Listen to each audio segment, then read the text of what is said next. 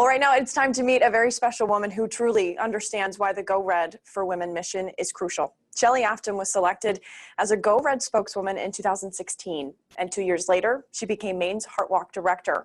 Unfortunately, though, life had other plans for Shelly, and reluctantly, she had to leave the association. But her outsized passion for the mission remains. So please welcome our 2020 Open Your Heart Survivor speaker, Shelly Afthim. Shelly, it's good to see you today. We really appreciate you sharing your story. Oh, thank you, Kathleen. I appreciate you guys having me. Oh, absolutely. I've had a chance to hear your story a few times, and I know that you will be able to touch a lot of people today. So take it away. Thank you. So I want to thank everybody for joining this virtual luncheon. This is a whole new world, but my goal is still the same, to share my story so that you will listen to your body and listen to that inner voice when you think that something might be wrong with your heart. My second goal is to raise funds for the American Heart Association. I hope that you notice that today's fundraising goal is $14,000. And I know that might seem like an odd number for some, but that $14,000 represents 14 years since my heart failure diagnosis. I want to raise $1,000 for each additional year that I have been given to be with my family and friends. The American Heart Association was there for me 14 years ago, and I want to be there for them today. So please text Go Red Maine to 41444 and donate on behalf of the thousands affected by heart disease and stroke. My heart may be weaker than yours, but in many ways, this has given me an opportunity to be stronger and more courageous than I ever would have been. In 2006, I was 35 years old. I was a mother of 2 little boys. I worked full time, and my mom had passed away the year before, so we decided to move home to Maine. And it started with a dry cough, which worsened when I laid down at night. I was fatigued, and I couldn't keep up with my 2 little boys, and I couldn't even walk a flight of stairs without being out of breath. I couldn't focus, and I couldn't concentrate. And I made excuses. I actually thought that it was just bronchitis. So after about 4 weeks, I woke up in the middle of the night, gasping for air, and I drove myself to the hospital. When I arrived, the symptoms had faded, and I felt like I was being a little bit of a hypochondriac. But a little nagging voice inside my head said for me to stay, and that little voice saved my life. After a chest x-ray, it was determined that I didn't have bronchitis, but instead was in congestive heart failure. I was a 35-year-old woman. Why did I have an old man's disease? I was diagnosed with idiopathic cardiomyopathy, which means they don't know how I got this. My heart was not pumping effectively, but rather flopping in my chest, and it wasn't producing enough oxygen, which is why I was out of breath and so exhausted. And it all was a blur. I remember feeling like I was in an episode of Grey's Anatomy. I was told that I had Lyme disease, which is likely the cause of all of this.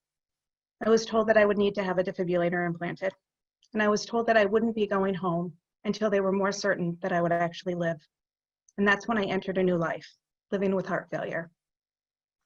After nearly a month at Maine Med, I eventually went back to work, and I was told that my heart function would probably never improve from that 18% ejection fraction.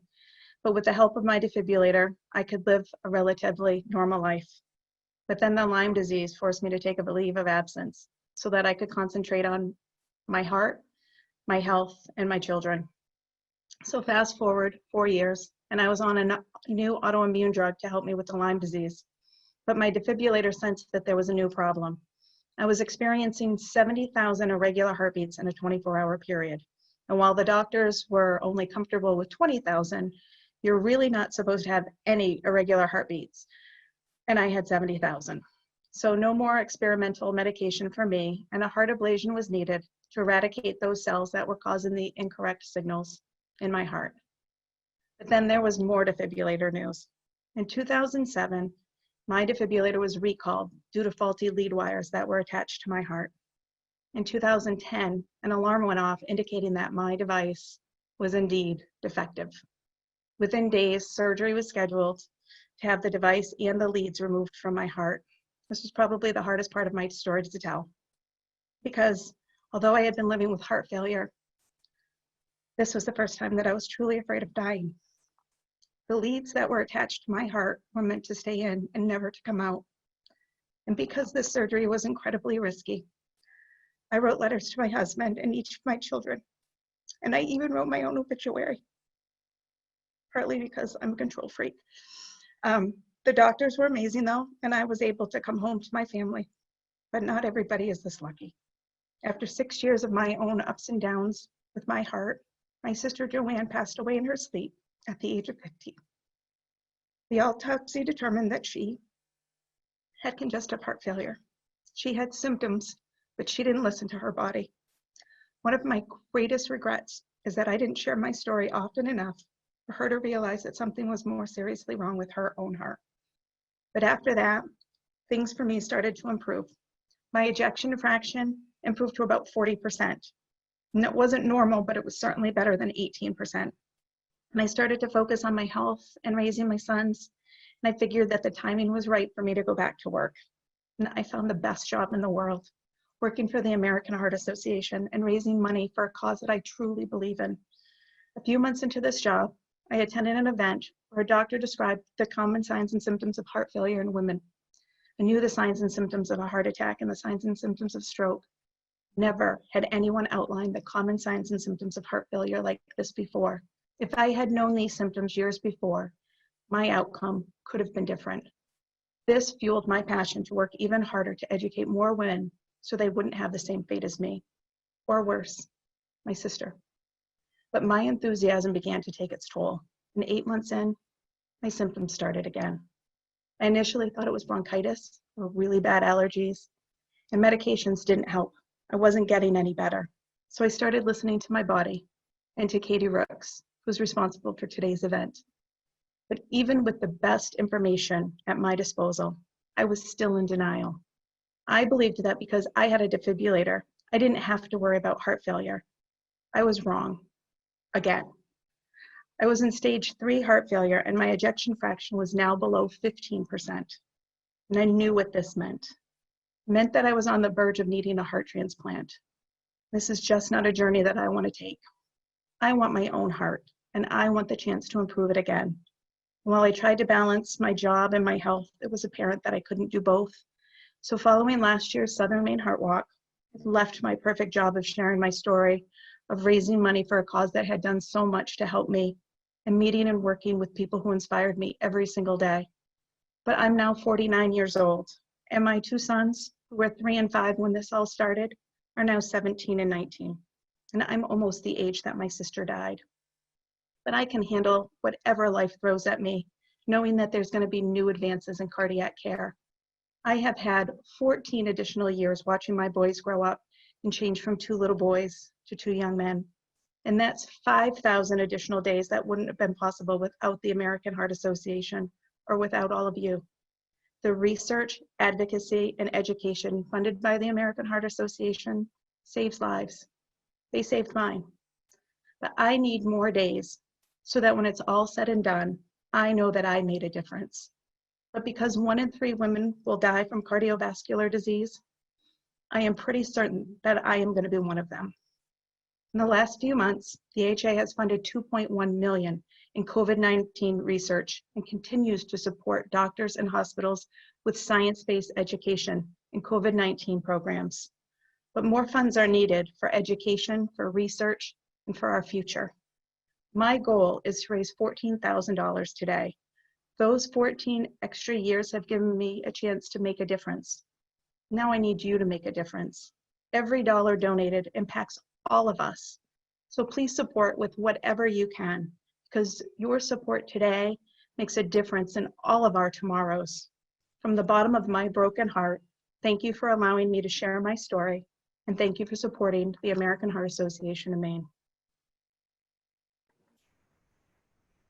Shelly, thank you so much for sharing that story with us. Every time I get to hear your story, it's hard not to be emotional. So thank you so much. We are so happy that you've had those days, and we were just seeing more people donating. And I think a lot of people today can relate to your story in some way. So through this pandemic, how have you been able to navigate through your health issues?